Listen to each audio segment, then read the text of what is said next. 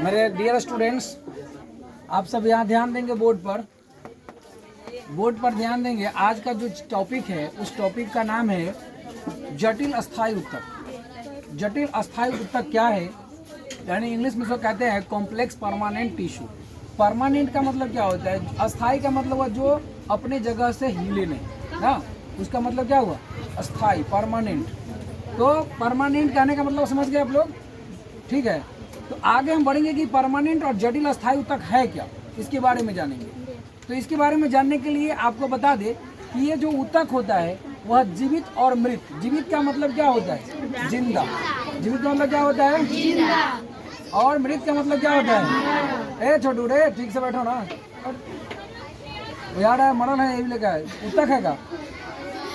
तो ये जो उत्तक है कैसा होता है, जीवित और मृत होता है। और कोशिकाओं को मिलाकर, जिंदा और मरे हुए कोशिका को मिलाकर या इसके अलावा कोई कोशिका इसके साथ जब मिलता है तब इस अस्थायी उत्तक का निर्माण होता है। कौन सा उत्तक, जटिल अस्थायी उत्तक या कॉम्प्लेक्स परमानेंट टिश्यू इसको कहा जाता है। बात समझ गए। अब ये इसका जो प्रकार है उसको देखेंगे, ये कितने प्रकार के हैं। तो ये दो प्रकार के हैं, इसको संवहन उत्तक भी कहा जाता है। और ये दो प्रकार के उत्तक है, पहला है जाइलम और दूसरा है फ्लोएम। जाइलम का मतलब क्या है और फ्लोएम का मतलब क्या है जानेंगे।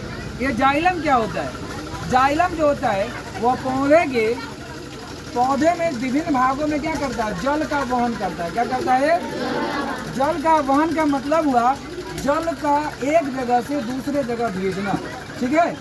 वहन माने होता है बहना, क्या होता है, बहना। तो जल का वहन कहाँ से शुरू होता है, जड़ से। किसी भी पौधा में जब जल का वहन जड़ से लेके पौधे के विभिन्न भागों में जाता है तो वह काम किसका होता है, वह जाइलम का काम है। जाइलम क्या करता है, पौधे के विभिन्न भागों में जल को पहुंचाने का कार्य करता है। जो जड़ से लेके तना पत्ती इस तरह जो है ना बढ़ते बढ़ते सब में पहुंचता है। और ये बात करते हैं फ्लोएम का, तो फ्लोएम क्या है, फ्लोएम भी इस प्रकार का उत्तक ही है जो क्या करता है, इसका काम होता है पौधे के विभिन्न भागों में भोजन को पहुंचाना। किसको पहुंचाना, भोजन को या कार्बनिक अकार्बनिक पदार्थ को उसके विभिन्न भागों तक पहुंचाना, किसका काम है, फ्लोएम का। ये बहुत ही इंपॉर्टेंट क्वेश्चन है, एग्जाम में खास कर पूछे जाते हैं, जाइलम और फ्लोएम। तो फ्लोएम का मतलब क्या हुआ कि पौधे के विभिन्न भागों में भोजन को क्या घुलित कार्बनिक अकार्बनिक पदार्थों का क्या करता है, वहन करता है, ठीक है। जड़ से लेके विभिन्न भागों में क्या करता है, इसको भेजने का कार्य करता है। अब बात करेंगे ये जाइलम कितने प्रकार के हैं। तो जाइलम 4 प्रकार के हैं।